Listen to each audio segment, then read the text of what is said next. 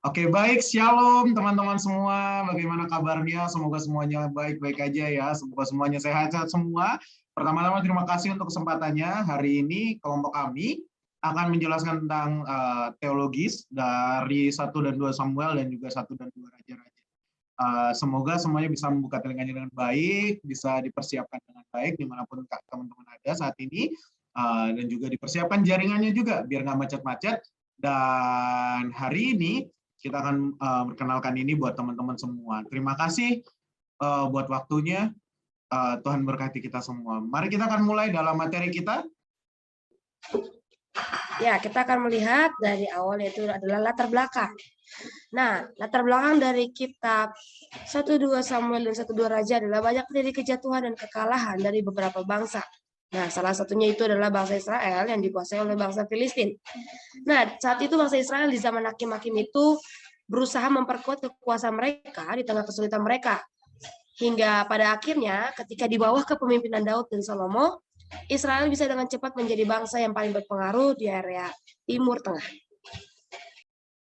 Untuk konsep kerajaan Allah sendiri, kita melihat dari pertama adalah pemilihan, di mana ada pemilihan raja, dan di sini ada 3 hal yang kita bahas. Yang pertama kita melihat pemilihan raja, di mana Saul dipilih sebagai raja yang pertama bagi bangsa Israel. Kita bisa melihat di sini, kita juga sudah tahu ceritanya, di mana Saul itu adalah raja pertama, bangsa Israel itu meminta sebuah raja untuk diberikan kepada mereka sehingga mereka menjadi sebuah negara. Itulah kenapa Saul waktu itu itulah kenapa Samuel waktu itu sebagai nabi dan juga sebagai imam disuruh oleh Allah untuk mencari Saul dan menobatkannya sebagai raja. Saul pun juga dipenuhi oleh roh Allah dan waktu itu menjadi kekuatan juga, menjadi bukti juga bagi imam-imam yang lainnya, sehingga memang dia benar-benar dihormati dan dipilih untuk menjadi raja bagi bangsa Israel itu sendiri. Ya, berikutnya setelah Saul, terjadi pengurapan Daud dan penobatannya sebagai raja, di mana ketika Saul sudah tidak lagi berkenan di hadapan Allah, Allah memilih Daud untuk dinobatkan menjadi seorang raja menggantikan Saul, yaitu menjadi raja di bangsa Israel. Nah, di mana Allah meminta Samuel untuk mengurapi Daud dan menobatkannya menjadi seorang raja. Baik, yang berikutnya adalah Salomo diurapi sebagai raja menggantikan Daud, di mana Salomo ini ia diurapi oleh Allah sendiri untuk menggantikan Daud sebagai raja, di mana Salomo adalah kali pertama dalam sejarah Israel bahwa ia dipilih dan melanjutkan sebagai raja dari turunan seorang ayah, di mana ini adalah untuk kali pertamanya. Baik, untuk yang selanjutnya adalah pemilihan imam dan nabi atau nabi. Yang di sini ada 2 hal yang kita bahas dari kitab 1-2 Samuel itu sendiri, bahwa sebelumnya imam dari bangsa Israel adalah Eli, di mana dia menjadi imam bagi bangsa Israel, dan setelah itu dilanjutkan kepada Samuel, di mana kita tahu juga kalau dibaca dalam 1 Samuel, kita melihat keluarga dari Imam Eli tidak bisa melanjutkan pekerjaan imam dari Eli sendiri karena keberdosaan mereka. Anak-anaknya adalah anak yang berdosa dan melakukan pembelencengan lah ya di dalam bait Allah itu sendiri. Nah, akhirnya Samuel dipilih, dan Samuel ini memiliki 3 peran dalam kehidupannya, yaitu dia sebagai nabi, dia sebagai imam, dan dia juga sebagai hakim bagi bangsa Israel pada saat itu.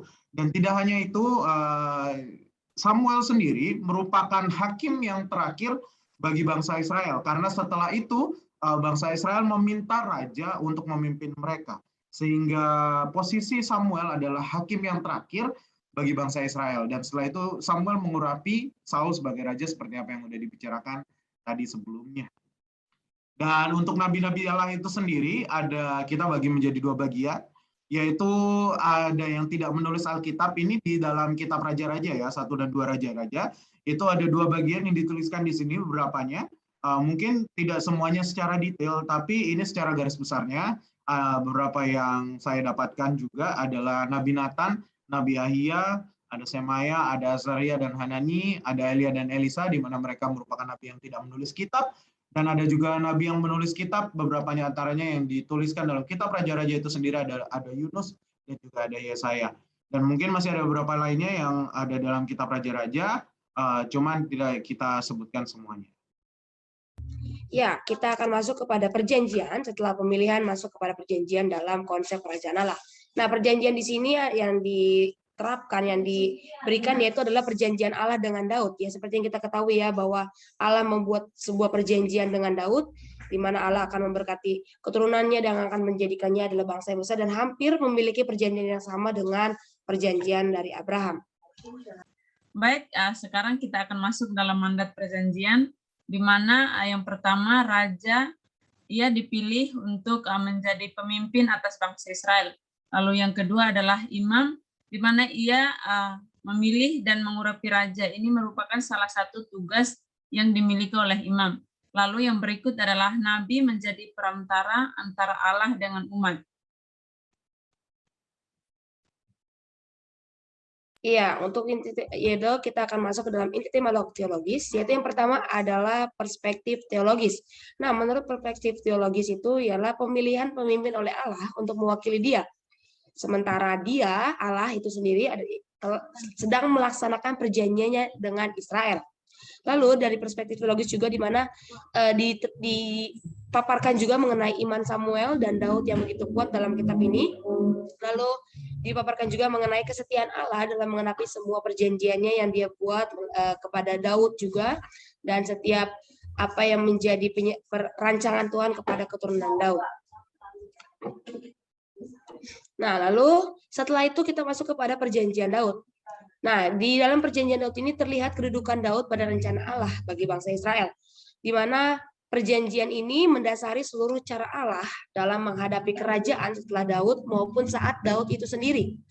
Di mana Daud juga dipilih dan ditunjuk langsung oleh Tuhan melalui yang di mana Tuhan menunjuk Daud dan ditobatkan atau diurapi melalui Samuel.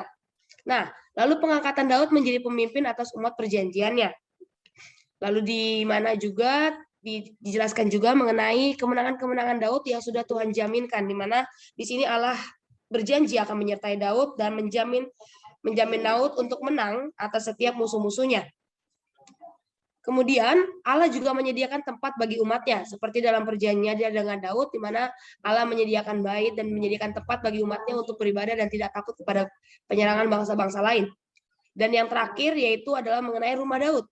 Nah, dalam rumah Daud ini Allah berjanji akan membangun pondok atau keluarga bagi Daud. Dan di sini di mana bukan Daud yang membangun bait Allah, tetapi keturunannya. Namun di balik itu semua Allah lah yang berjanji untuk membangun pondok atau keluarga bagi Daud.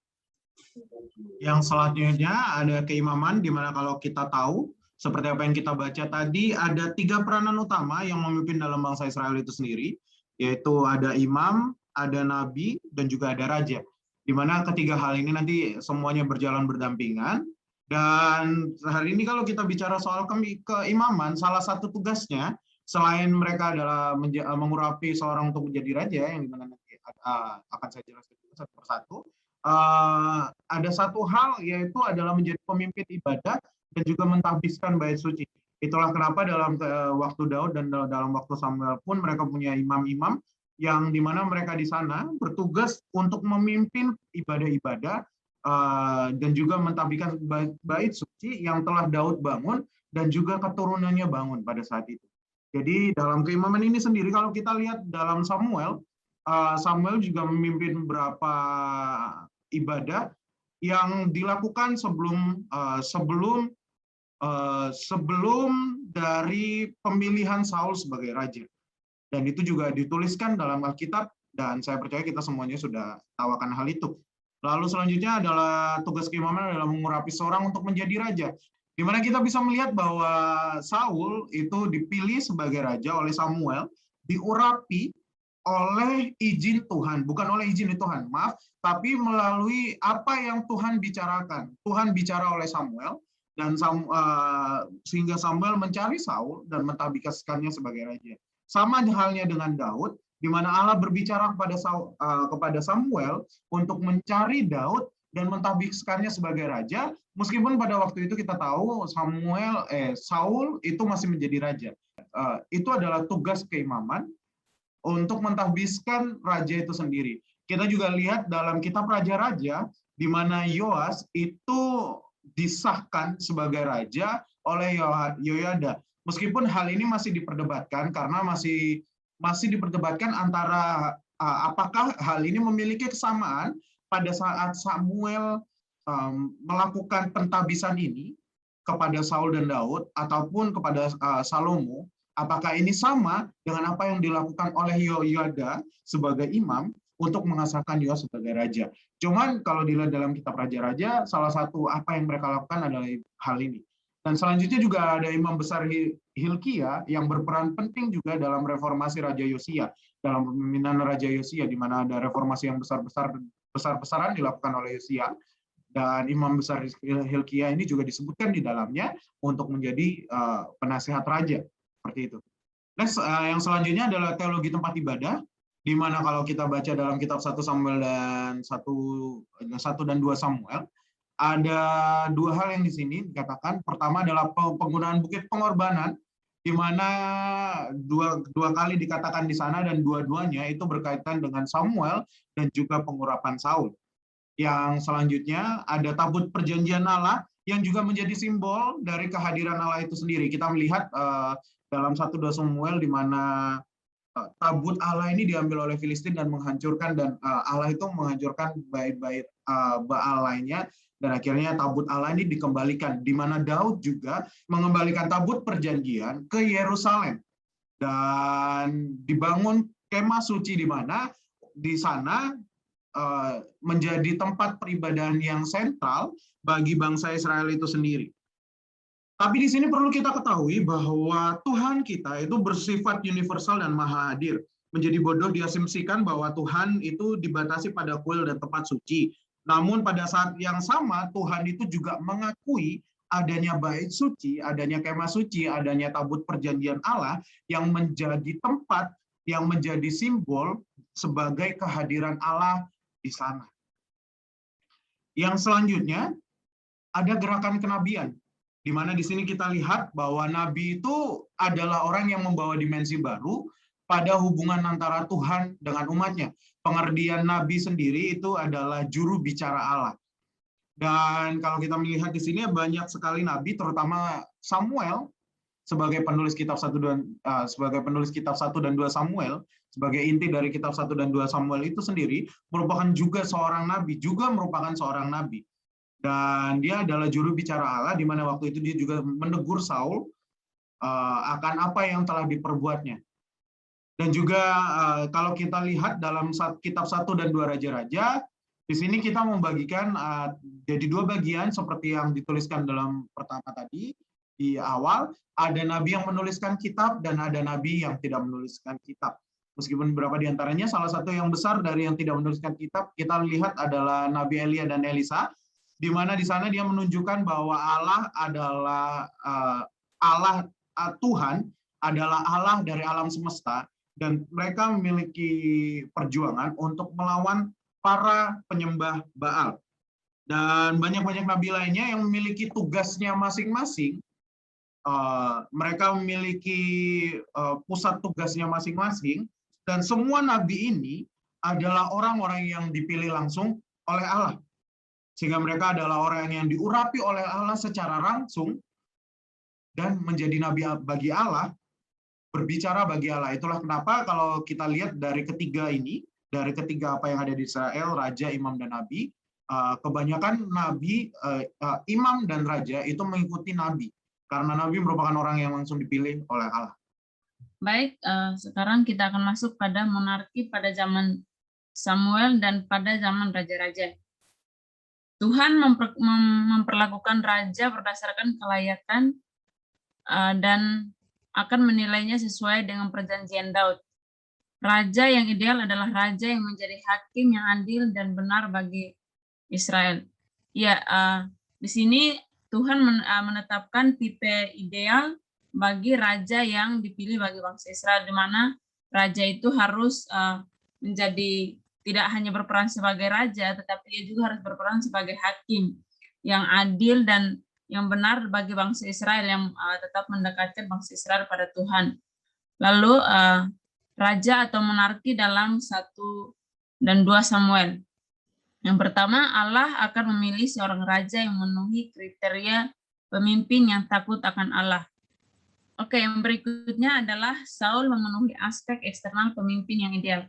Ya, seperti yang kita ketahui bahwa Saul adalah raja dari bangsa Israel, dan ketika kita seperti yang kita baca dalam Alkitab bahwa Saul ketika dipilih, ia adalah sosok yang rendah hati sehingga Tuhan memilihnya untuk menjadi raja.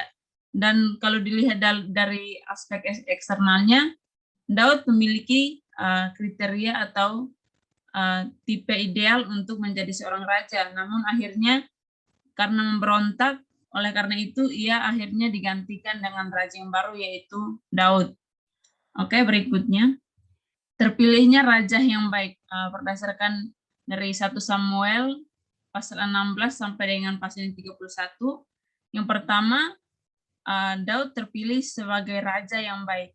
Kalau dilihat dari bagaimana Daud memimpin bangsa Israel, ia merupakan raja yang baik walaupun ia memiliki beberapa kekurangan seperti ketika ia bersama Betseda, tapi setelah ia melakukan perbuatan itu, ia dengan sungguh-sungguh datang dan memohon ampun pada Tuhan, dan ia menerima teguran dari Nabi Nathan, sehingga ia merupakan raja yang baik yang dipilih oleh Allah. Lalu yang berikutnya adalah perbedaan Daud dan Saul sebagai raja yang ideal.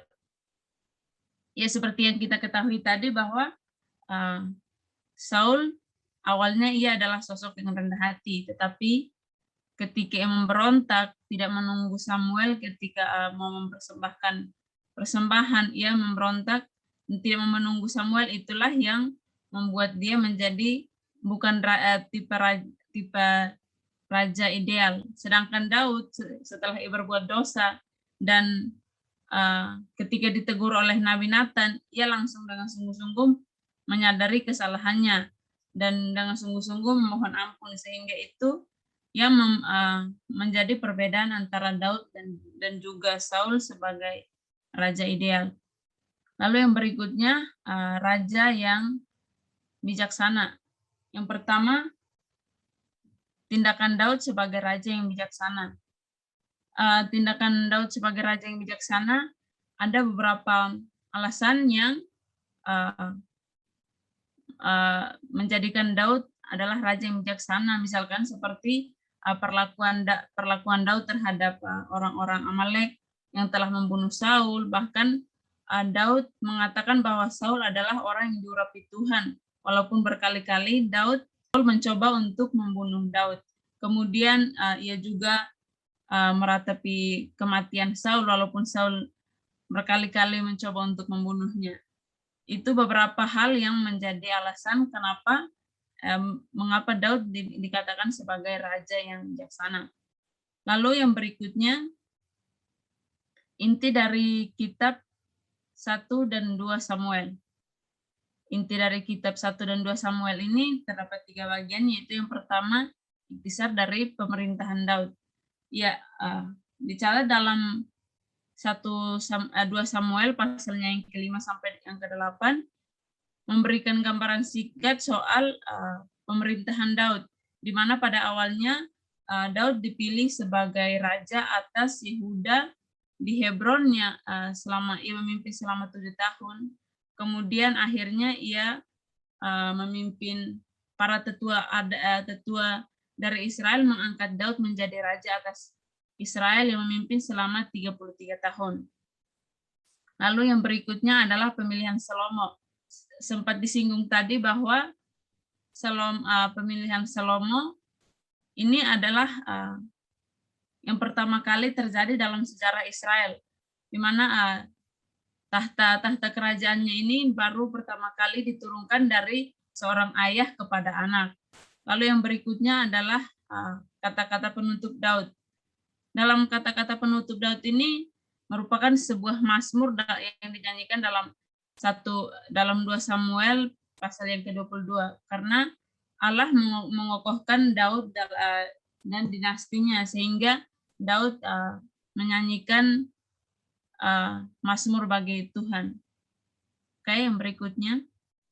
Oke, berikutnya kita akan masuk dalam kerajaan dalam 1 dan 2 raja-raja, di mana Allah memilih Salomo menjadi raja.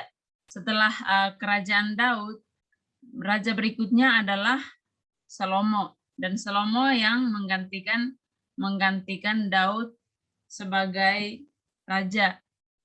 Oke, berikutnya penyelesaian kisah pergantian kekuasaan.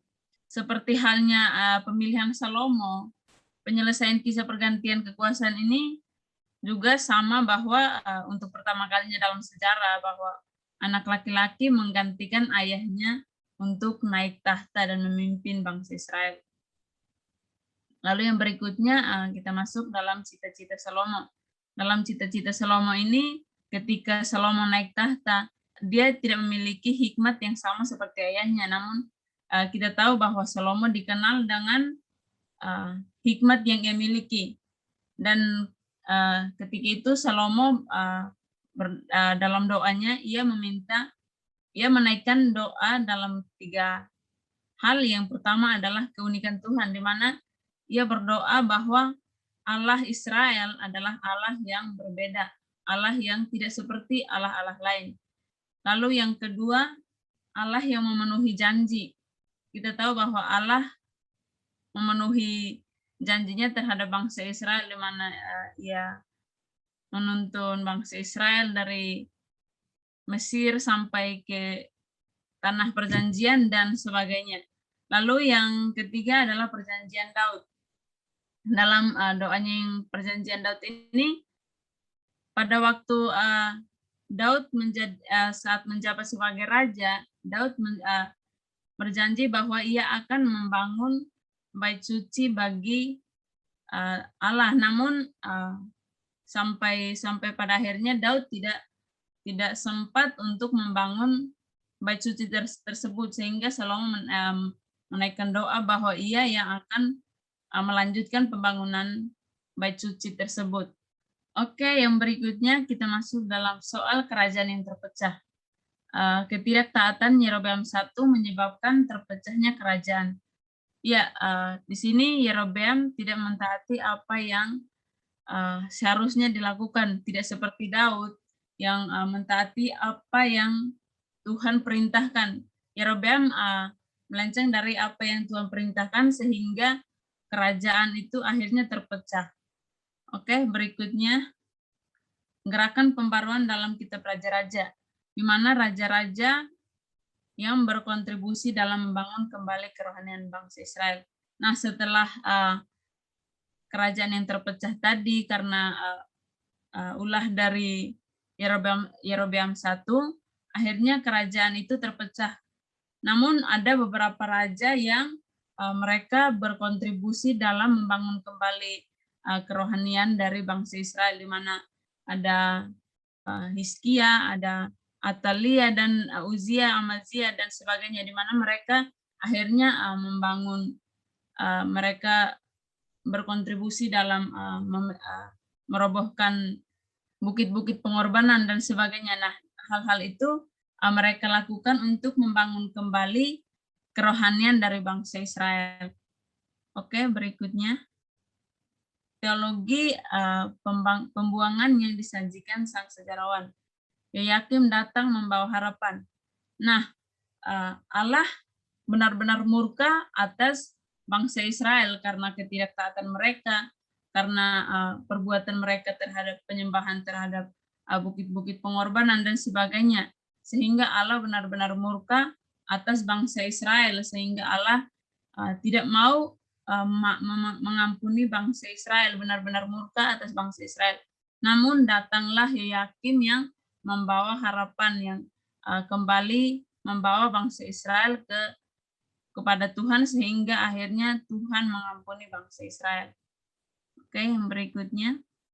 Yang berikutnya adalah isu-isu dalam konteks kekinian dari 1 dan 2 Samuel, 1 dan 2 Raja-Raja, di mana dari 1 dan 2 Samuel diambil salah satunya adalah pentahbisan, di mana sama seperti imam yang mentahbiskan raja, dalam kekinian kita juga memperlakukan ini, di mana kita mentahbiskan hamba Tuhan bahwa hamba-hamba Tuhan yang mau melayani juga ditahbiskan oleh GBI sendiri, dalam GBI sendiri, bahkan dalam pelayanannya juga. Kalau kita lihat dalam STTB sendiri, saat nanti kita udah semester 7 seperti kakak tingkat kita, itu juga terjadi, di mana sebelum mereka diutus untuk pergi melayani di luar sana, ada doa bersama, mentahbiskan mereka untuk mereka biar bisa dipimpin oleh Roh Kudus, biar bisa dipimpin oleh Allah sendiri dalam pelayanan mereka. Yang selanjutnya ada penyimpangan kepemimpinan, ini juga merupakan isu dalam konteks kekinian, terutama dalam 1 dan 2 raja-raja di mana terjadi perpecahan dalam Yerobeam seperti yang dikatakan tadi. Adanya ketidaktaatan dari pemimpin akan berakibat fatal kepada para pengikutnya. Sehingga ini yang bisa kita lihat, dan ini menjadi isu bagi setiap kita bahwa seringkali terjadi penghinaan bagi jemaat-jemaat gereja saat pendetanya sendiri atau gembalanya sendiri melakukan kesalahan yang mungkin sebenarnya nggak diketahui, yang mungkin sebenarnya tidak ada urusannya dengan jemaat itu sendiri. Cuman sehingga ada berita keluar dan lain sebagainya, kadang jemaatnya juga menjadi bahan bulian lah ya bagi orang-orang yang lain seperti itu. Jadi ini juga menjadi salah satu isu kekinian yang harus kita lihat dan yang terjadi juga pada saat ini, pada masa-masa ini. Ya, lalu kita akan masuk kepada refleksi. Ya, refleksi yang pertama, kita perlu mempercayai rancangan Tuhan dalam kehidupan kita saat ini. Ada rancangan Tuhan adalah rancangan yang terbaik. Seperti yang kita ketahui bahwa rancangan Allah mengenai raja-raja yang memimpin Israel, yaitu seperti Daud, di mana Tuhan merancangkan dia, yaitu adalah menjadi raja yang baik dan menjadi raja yang bijaksana. Lalu di refleksi ini juga tersedia mengenai kesetiaan Allah yang tidak akan pudar, di mana Allah tetap setia kepada bangsa Israel, walaupun bangsa Israel melakukan banyak kesalahan, tapi Allah tetap setia menyertainya, dan Allah setia kepada umatnya, dan setia melaksanakan perjanjiannya dengan Israel, begitupun melaksanakan perjanjian dengan Abraham dari sebelumnya, lalu kepada Daud juga. Nah, demikian janjinya kepada kita juga. Allah tidak akan mengingkari setiap janjinya dan akan menggenapinya di waktu yang tepat. Seperti mungkin kita menerima janji dari Allah atau kita telah membuat perjanjian juga dengan Allah yang akan menggenapi janjinya, karena Allah adalah Allah yang menggenapi janjinya. Allah tidak akan pernah mengingkari setiap janjinya bagi kita. Oke, dan kami dari kelompok menyiapkan pertanyaan diskusi yang akan kita diskusikan bersama-sama di kelas. Yang pertama adalah, adakah persamaan antara konsep kerajaan Allah dengan konsep kerajaan Israel yang dibangun oleh Allah?